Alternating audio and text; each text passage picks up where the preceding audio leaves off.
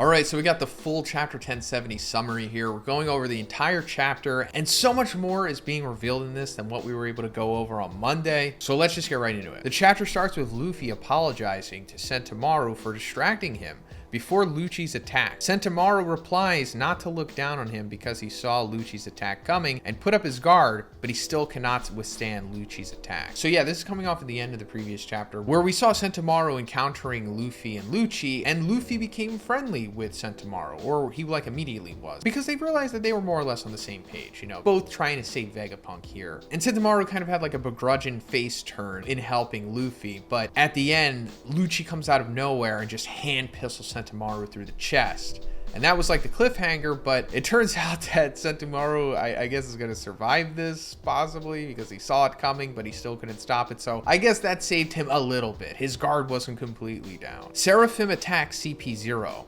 S-Snake attacks using the Mero no Mi powers, S-Hawk uses his sword, and S-Shark punches the floor, turning it into waves. CP0 agents try to fight against Seraphim, but they are taken down easily. Kaku and Stussy don't join the fight. Alright, so we're finding out here that the Seraphims did in fact eat devil fruits, because we saw that S-Bear, the Kuma one, was able to use, Kuma's fruit to send CP0 to the island from the ship, but now it turns out that the others are using their corresponding fruits as well, which S-Snake using the Mero no Mi, which is Hancock's fruit. And this is problematic, right? Because S-Snake is depicted as a child, and the way that the Mero no Mi powers work, Oda probably should have thought about this one a little bit more. And then it looks like S-Hawk and S-Shark, Jinbei and Mihawk, are staying faithful to their counterparts and they don't have devil fruits. And apparently they're taking down the CP0 agents, but I don't think like the main ones, obviously, because it says that Kaku and Stussy don't join the fight. Because honestly, CP0, who isn't Lucci, and the Seraphims kind of need to stay protected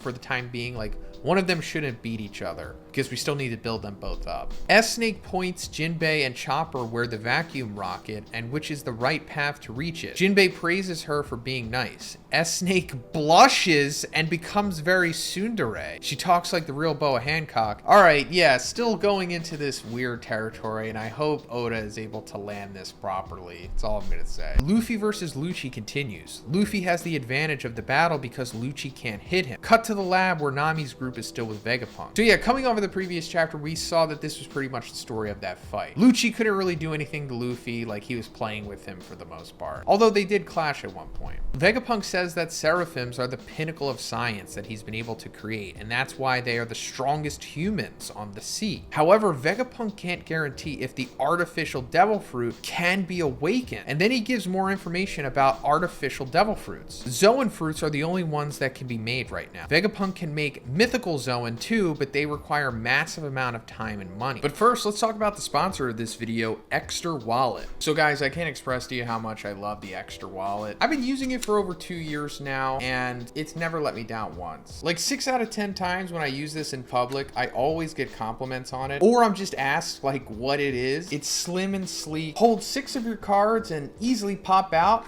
with the click of a button.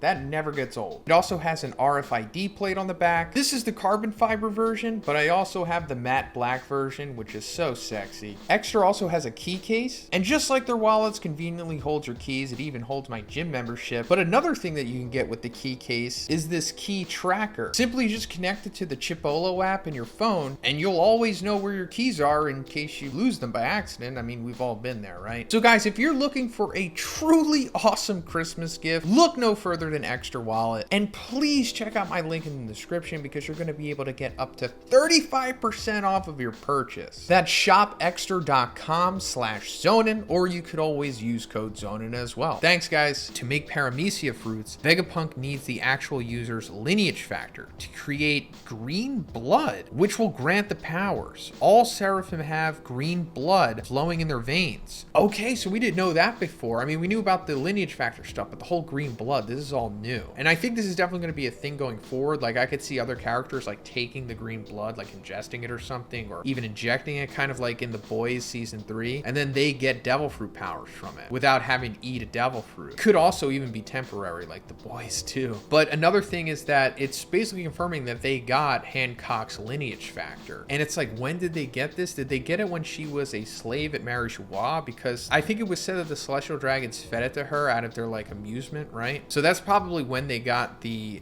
lineage factor from her. Unless they got it when she was a warlord and they, I don't know, had this thing where they went around and got the lineage factors of all of them possibly. And about Logia fruits, Vegapunk says that he tried his best to create them, but they are so difficult. Vegapunk doesn't say anything about Kizaru's fruit in this chapter. Back to the fight, Luffy uses the Gumu Gumu no Dawn Whip, Gum Gum White Whip, first, and then he attacks Lucci with Gumu Gumu no Dawn Rocket, Gum Gum White Rocket, like we saw in Jump Festa 2023's page. Lucci coughs up blood and thinks to himself the same line that he thought when Luffy attacked him with Gear 3 during Eni's lobby. My consciousness is fading. Lucci blows away because of Luffy's attack. Alright, so that's how that sequence played out. Like we saw that page a couple days ago that was released at Jump Fest, and I thought Lucci was hitting Luffy into that too, but it seems like he was. I guess Luffy just did that voluntarily to perform his rocket attack here, but he's messing Lucci up like big time. Sentomaru tells Luffy to go to the vacuum rocket to help Dr. Vegapunk for him. Chopper also tells Luffy to hurry up and goes with them if he wants to save Atlas. So Luffy goes to the lab with them. Back to the lab, Vegapunk tells Nami's group that he will go with them to the sea and that we see all the Straw Hat crew reactions. Nami is nervous because it will be a huge burden. Frankie and Usopp are very excited. Sanji keeps telling Vegapunk to release the leg locks. Frankie wants that Vegapunk checks Frankie's Shogun and the Thousand Sunny. So I'm not going to get my hopes up. I don't think this guarantees that Vegapunk is going to be a Straw Hat or a temporary one. I don't think he's going to like become a full-fledged member. I mean, he'll ride with them the way that like Kinemon and Momonosuke were, of course, if he does. I still do think there's a good chance he's probably going to die by the end of this arc, you know, before he's fully able to leave. But I would like it if he joins them too, because why not? Luffy's group reaches the lab, but they don't reunite with Nami's group yet. Bonnie regains consciousness and goes again for Vegapunk. No news from Zoro and Brook in this chapter. In Egghead City, we see Lucci with some bandages. He is now the control authority, and he's commanding all 4 Seraphim. Cut to the sea. In the last page of the chapter, we see that KIZARU is leading a fleet to Egghead Island. KIZARU says it would be easy for Straw Hat crew to bring Vegapunk out of the island, but things won't go the way that they think. All right, here we go. KIZARU making an appearance in this chapter. Definitely on his way to Egghead, which we already knew because in the previous chapter we saw Aki Inu talking to some random Marine back at headquarters, and he told them that, hey, KIZARU was already on his way to Egghead as per their prior engagement or whatever. Like he was supposed to go there for some reason. Could be to kill Vegapunk, but also I said that that kind of conflicts with them telling CP0 to do it. Why would they tell them both? But yeah, things are definitely not looking good for the Straw Hats here because Lucci now has command of the Seraphims, which, you know, have been attacking CP0 this chapter, but now they're going to turn on the Straw Hats, and KIZARU is showing up as well. So it's like either we're going to get KIZARU versus Luffy or Luffy versus Lucci and the Seraphims possibly, but I think the Seraphims are probably there for the Straw Hats to fight against. But it looks like we might get freaking KIZARU versus Luffy or KIZARU versus Zoro. I think it's probably going to be the former, but I'd love to see both. But let me know what you think about this chapter in the comments, guys. So excited for the next one. Hopefully we're going to get those spoilers next week, so subscribe if you haven't already,